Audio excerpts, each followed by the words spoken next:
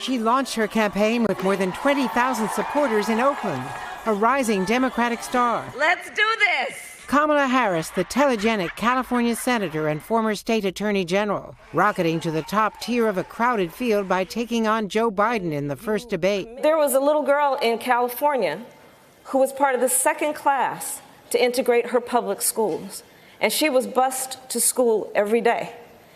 And that little girl was me. Do you feel that you've toppled the frontrunner?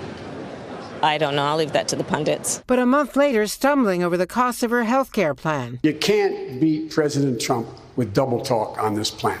By mid-October, she was behind in the money race and failing to connect to African Americans, polling only 5% with black voters recently compared to 43% for Biden. By the last debate, vying for attention. I have more people supporting me in the black community. The only African American woman that ever been elected to the United States Senate. No, my point is that's not true. The other one is here. Tonight, praise from the other Democrats. She is a first-rate intellect, a first-rate candidate, and it's a real competitor. Sometimes campaigns have a way of tearing people apart or breaking down friendships. For us, it's brought us closer.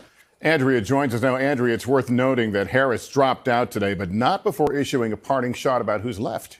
Indeed. She said in the end she could not compete with two billionaires last year. Two billionaires now in the race, Tom Steyer and Mike Bloomberg. They have unlimited campaign money. Hey, NBC News fans, thanks for checking out our YouTube channel. Subscribe by clicking on that button down here and click on any of the videos over here to watch the latest interviews, show highlights, and digital exclusives.